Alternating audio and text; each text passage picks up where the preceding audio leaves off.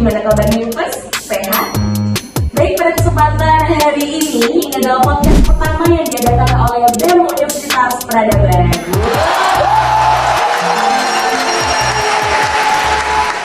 Yang bertemakan ngobrol asik, cerita benar. Oke, pada topik hari ini, pada topik tema pada podcast pertama ini, itu adalah terkait organisasi.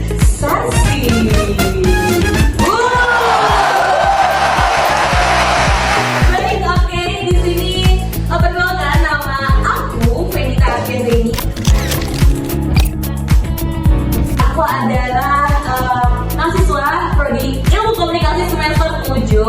Oke, udah tua banget ya guys, kan masih cantik.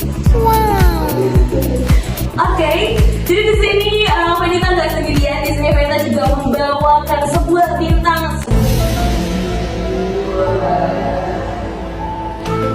Mendatangkan bintang tamu yang tentunya juga gak kalah keren. Intinya tentang ini kita bakal bahas organisasi, ini bakalan nyambung banget sih. Oke, langsung aja kita sambit. Oke, kita sambut Mas Besar.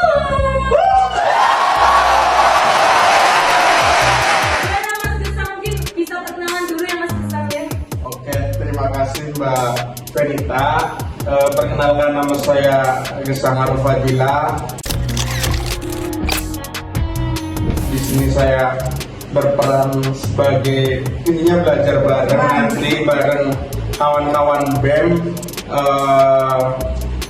Di sini saya sebagai narasumber terkait dengan podcast pada sore hari ini gitu. Jadi saya kembali ke Mbak Fenita. Baik, oke, Mas Kesan gimana kabarnya? Alhamdulillah baik Mbak Fenita, dengan walaupun cuaca di luar ya Iya, agak kurang mendukung ya cukup membabi buta untuk anak kuliah karena memang laju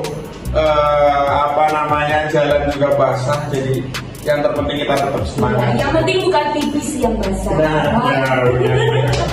Oke, kita langsung aja nih Mas Gesang. Di sini kita mengambil topik terkait organisasi. Di sini kan kebetulan Mas Gesang adalah Presiden BEM Universitas Peradaban pada periode tahun 2023-2024. Di sini kita kalau kita tarik ulur benang nih sebelum Mas Gesang menjadi Presiden BEM Universitas Peradaban pada periode 2003-2024, itu gimana sih asal muasal kenapa Mas Gesang ini tertarik yang namanya organisasi? Silakan Mas Gesang. Terima kasih Mbak Fenita. Tentu terkait dengan organisasi yang memang itu menjadi sebuah keminatan bagi diri saya, karena memang organisasi itu adalah tempat menempa diri dan tempat untuk kita berdialektika dalam hal masyarakat dan juga dalam hal membangun diri untuk menjadi lebih baik gitu. Terkait kemenarikan dengan organisasi itu sendiri, organisasi menawarkan berbagai macam pilihan untuk kita bisa survive, untuk kita memberikan service pelayanan kepada masyarakat, bisa kepada pengurus, kepada seluruh elemen organisasi juga bisa. Tentu selain memberikan diri kita nilai-nilai positif, organisasi juga bisa memberikan jejaring kepada kita gitu, untuk bagaimana diri kita bisa berkembang lebih baik gitu.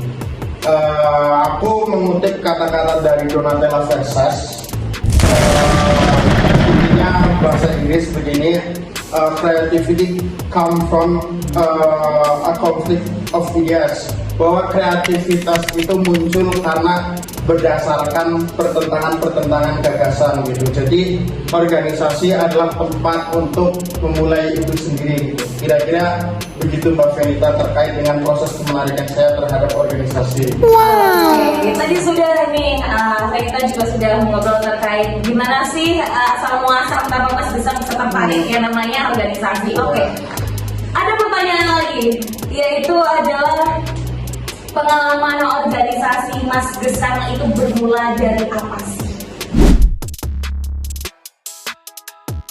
Tentu pengalaman organisasi itu sangat penting gitu ya. Terus apa sih pengalaman saya terhadap organisasi itu sendiri? Tentu organisasi pada mulanya itu saya itu orang yang sangat introvert, Mbak Fenita gitu. Jujur ketika saya menyelami dunia organisasi pada saat itu dimulai ketika bangku SMA gitu, dimana bangku yang sudah sangat jauh.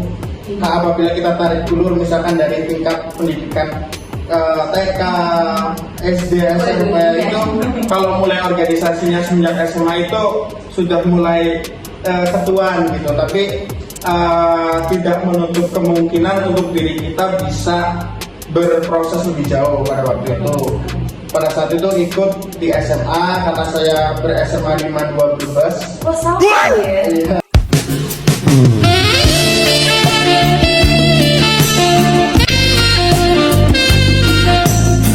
Sehingga menyempatkan diri untuk ikut organisasi gitu, dilanjutkan di kampus kita tercinta itu Universitas Peradaban.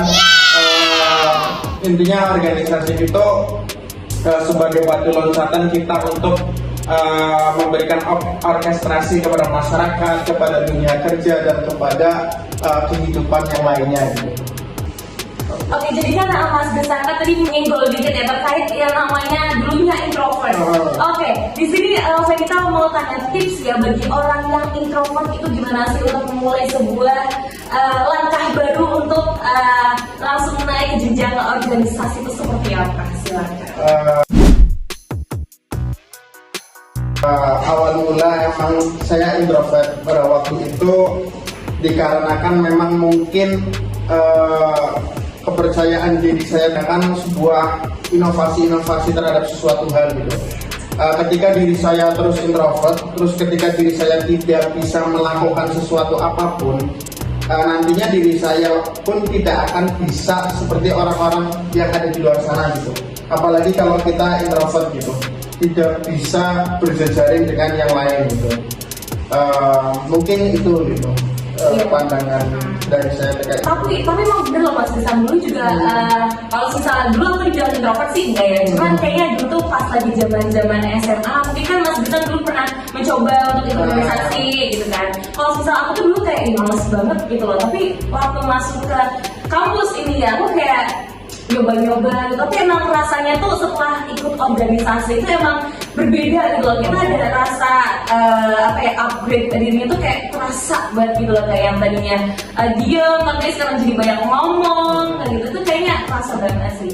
Terus kemudian untuk pertanyaan selanjutnya nih Mas Gesang, zaman sekarang itu ya, di zaman sekarang ini itu worth it nggak sih kalau misal kita ikut organisasi?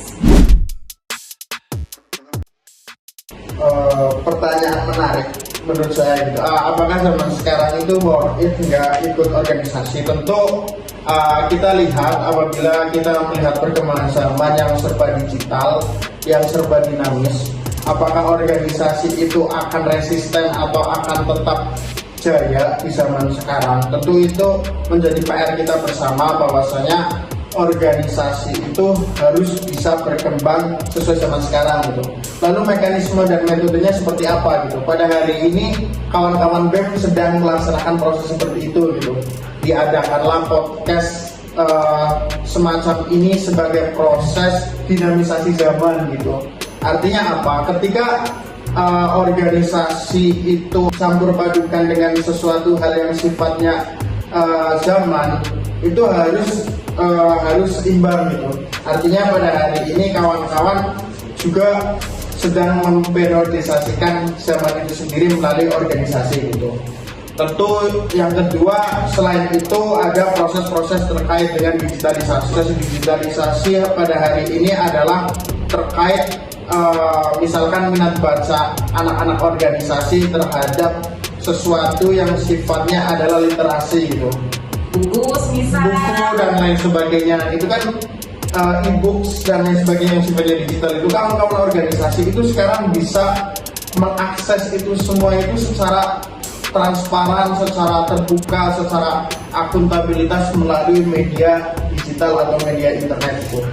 Tentu yang paling terpenting adalah zaman sekarang itu adalah proses antara dinamisasi sesuatu hal, bukan itu hanya organisasi saja, tapi dari pendidikan, politik, sosial, dan budaya itu harus bisa dipadukan menjadi satu. Kemudian Mas Isan, ini karena kita lagi bahas soal organisasi, ya balik lagi. Pengalaman apa sih? Enggak, maksudnya gini, pengalaman mungkin kita bahas pengalaman yang buruknya dulu aja kali ya. Mungkin Mas Gesang ada nih ya pengalaman buruk terkait Mas Gesang waktu Mas organisasi or anything gitu. Silakan Mas cerita. Sebenarnya kalau dari pandangan saya terkait buruk baiknya sebuah organisasi ataupun terhadap diri saya pribadi, saya tekankan bahwa semua hal itu baik gitu. Tapi tentu hal baik dan buruk itu tentu pasti ada gitu. Hal buruk dalam organisasi adalah terkait dengan misalkan terkait dengan mungkin ketidakpercayaan diri terhadap komposisi yang lain, artinya terhadap anggota, terhadap peran-peran pengurus dan lain sebagainya. Itu menurut saya menjadi faktor yang memangnya sesuatu hal yang sifatnya disorganisasi itu Banyak. Mungkin pernah saya temui gitu. Oh banyak lagi. Oke, itu wajar ya teman-teman. Wajar.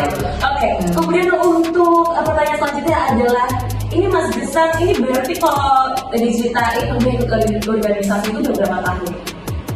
Misalkan kita tarik ya dari SMA. Sebenarnya saya ikut organisasi dari SMA, waktu itu saya udah cerita tadi. Terus mungkin udah hampir 7 tahunan mungkin ya. Pertanyaannya adalah Mas Gesang itu dosen.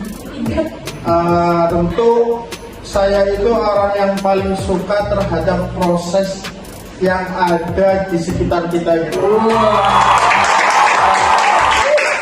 Di sekitar kita itu ketika saya melihat sesuatu hal yang sifatnya itu menarik dan lain sebagainya, yang sifatnya itu terkait dengan mobilisasi berpikir, mobilisasi keanggotaan dan lain sebagainya, itu saya suka gitu, karena di situ banyak sekali proses pembelajaran untuk diri saya, bahwasanya di kehidupan yang akan datang, bahwasanya ketika kita bertemu terkait dengan sesuatu hal apapun itu, organisasi itu menjadi penting karena kita raih ilmunya di situ. Kira-kira begitu. Tapi kalau misalnya ngomong soal bosan atau enggak ya jenuh atau enggak, sejujurnya tuh aku kayaknya agak jenuh ya. Soalnya mungkin karena faktor ini kali ya, kayak di SMA tuh kayaknya nggak aktif, terus di kuliah kayaknya aktif banget. Jadi aku dari awal kuliah sampai sekarang nih semester 7 nih ya, aktif banget sama organisasi. Tapi jadi detik ini tuh sebenarnya jenuh sih, karena emang mungkin faktor dari suasananya ya, suasana organisasinya. Terus kemudian aku mau tanya nih Mas Gesang, lagi-lagi pertanyaan yang aku lontarkan untuk Mas Gesang adalah gimana sih tipsnya nih cara membangun suasana yang mungkin harmonis kah atau yang jadi nyaman gitu loh untuk anggotanya, itu gimana Mas Gesang?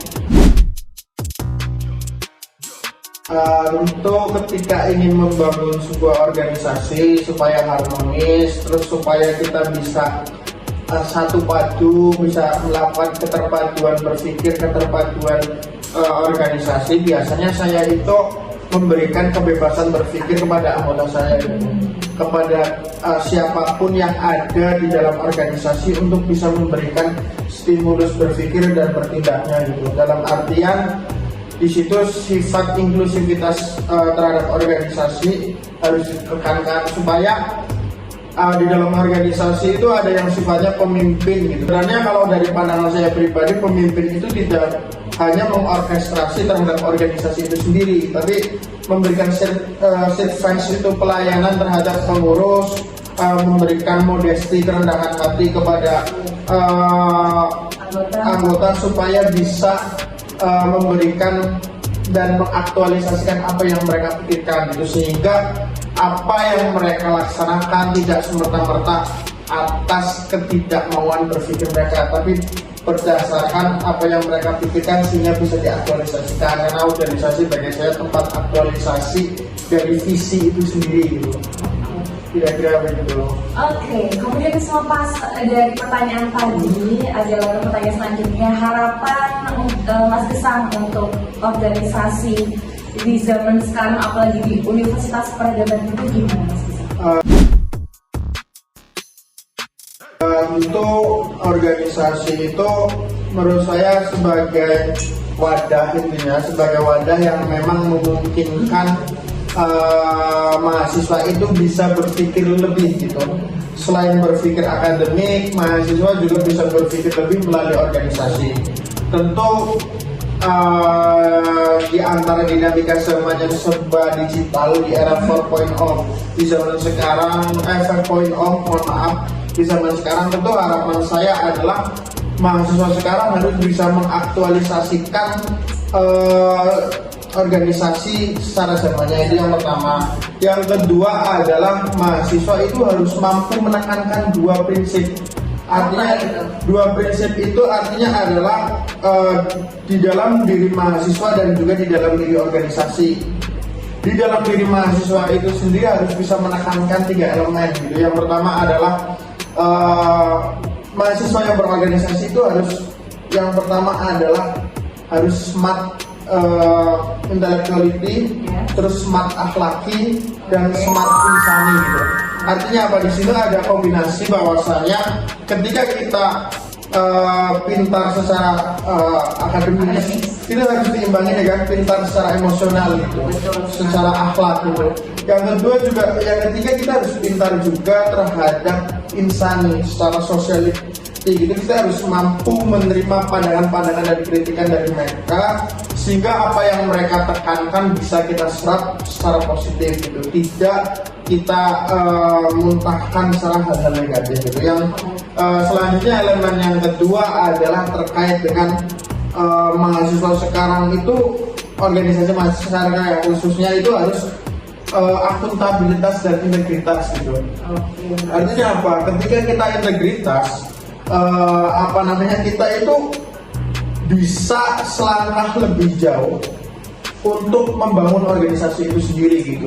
Karena kalau kita bertanggung jawab, kalau kita disiplin, kalau kita mampu menggenggam apa yang kita bicarakan melalui sebuah tindakan, itu nantinya akan memberikan nilai positif terhadap organisasi gitu.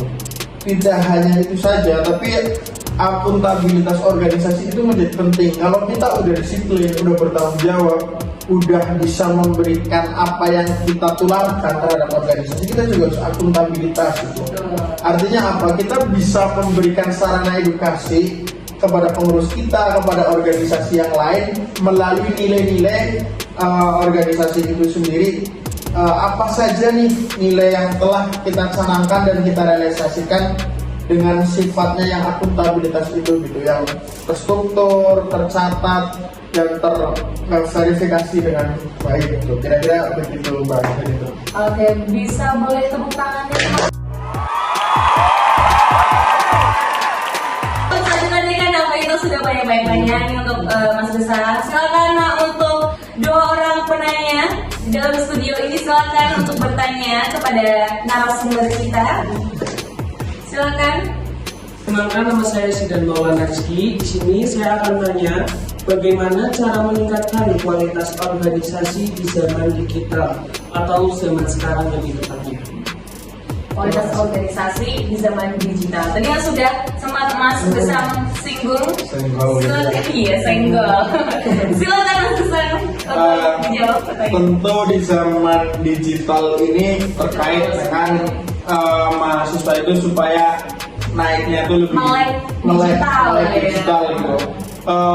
Biar nantinya transformasi Indonesia Emas 2045 itu tidak hanya menjadi sebuah angan-angan dan gagasan semata gitu.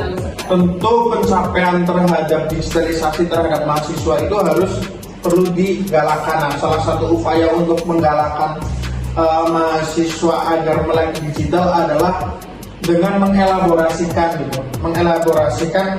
antara organisasi dengan digitalisasi gitu.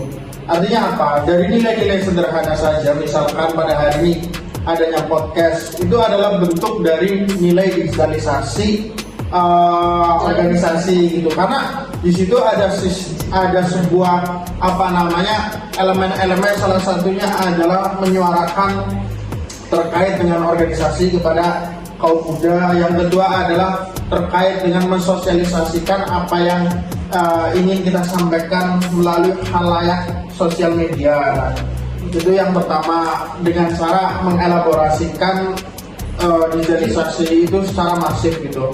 Yang kedua adalah dengan bagaimana kita terus memberikan elemen organisasi itu terhadap digitalisasi itu supaya artinya tidak acuh lah terhadap organisasi, tidak acuh terhadap digital gitu. Artinya tidak acuh terhadap digital yaitu memberikan pandangan-pandangan komunikasi gitu kan. Pandangan-pandangan komunikasi organisasi itu bisa dilakukan secara digital sesuai dengan konsep dan keberadaan organisasi itu sendiri. Sekarang kan banyak sekali lah konsep-konsep organisasi yang dilakukan secara digital gitu, karena memang itu merupakan proses percepatan digitalisasi dan juga percepatan narah hubung antara satu manusia dengan manusia yang lain gitu. Kira-kira begitu Mbak Ferdina. Oke, sudah terjawab ya teman-teman. Kemudian untuk penanya satu lagi, silakan untuk langsung menanyakan pertanyaannya kepada narasumber kita pada hari ini. Ya baik, perkenalkan nama saya Egy Iriawan. Izin bertanya ya Mas Gesang.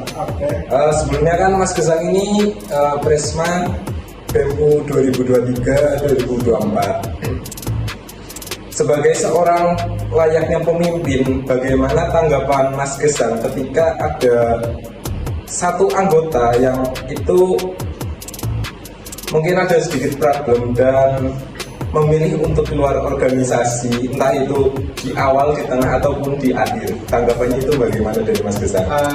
Tentu ini Ya, terima kasih sebelumnya. Tentu ini pertanyaan paling menarik tentang terkait dengan manage person to person gitu. Tentu apa yang saya alami dan saya lakukan waktu itu adalah misalkan ada satu orang anak ataupun lebih dari satu orang anak itu mengeluarkan diri ataupun istilahnya wall out secara tidak hormat dalam organisasi itu, saya lihat dulu bahwa yang menjadi latar belakang mereka mengundurkan diri atau si anak itu mengundurkan diri itu apa gitu. Saya dalam benak kepemimpinan saya itu tidak bisa mengkaitkan organisasi dengan apa yang menjadi keberatan mereka gitu. Karena mereka mempunyai hak untuk memberikan pilihan gitu kan, memberikan pilihan mereka terhadap apa yang mereka sanakan juga ke depannya gitu. Nah, supaya proses apa untuk melakukan itu ya, yang pertama adalah menarik dengan latar belakang itu sendiri gitu. Misalkan ada yang keluar pada waktu pertengahan dan lain sebagainya, apabila latar belakang mereka mengeluarkan diri itu logis dan juga masuk akal dan juga itu memang menjadi keberatan mereka yang memang tidak bisa dikombinasikan dengan organisasi, saya izinkan ke mereka. Tapi tetap saya mengedepankan solusi pada waktu itu karena organisasi itu berpaduan dengan ADART. Saya buatkan kebijakan-kebijakan khusus supaya bisa membawa pengurus lagi gitu. Salah satunya ada Planeter Kader Muda dengan SK dari kami, sehingga itu menjadi hak prerogatif kami memberikan reshuffle gitu kan, reshuffle dengan pergantian pemain dari pemain inti kesadaran. Kira-kira begitu Mas Egy tadi. Thank you, Pak. Dikiranya mau manggil Mas Silveni ya. Oke, tapi ngomong-ngomong soal masalah ini, emang kayak gini lebih sering sih ketimbangan tadi kait FOMO ya, FOMO organisasi yang ikut-ikut teman sih ini. Berarti termasuk yang senang ya. Oke. Alhamdulillah teman-teman, selesai sudah podcast kita pada hari ini yang bertemakan organisasi. Datang bintang tamu yang spesial sekali, Mas Gesang, boleh tepuk tangan ya teman-teman. Semoga nanti di lain waktu kita bisa ketemu lagi Mas Gesang pada podcast kita, iya, untuk next tema. Oke. Baik, untuk rangkumannya adalah terkait tema kita yaitu organisasi adalah jangan takut untuk masuk organisasi. Bahwasanya organisasi itu adalah ladang untuk kita menambah wawasan, menambah relasi, menambah soft skill ya Mas Gesang ya. Kemudian untuk Mas Gesang barangkali ada yang mau disampaikan mungkin buat closing statement. Mungkin terkait dengan organisasi khususnya di kampus peradaban, mungkin saya inginkan kepada kalian bahwa ikutlah organisasi gitu. Dengan kalian mengikuti organisasi, kalian bisa memberikan setidaknya satu langkah kehidupan kalian secara praktek gitu, ketimbang misalkan tidak ikut organisasi gitu. Karena ada pepatah yang menarik juga. Saya kutip dari Dr. Zainal Arifin Mokhtar, yang paling indah dari sebuah kapal adalah didapatkan di dermaga. Dia cantik bermandikan cahaya. Tapi jangan pernah lupa bahwa kapal itu bukan buat didapatkan di dermaga, tapi untuk menghajar gelombang membelah lautan gitu. Kira-kira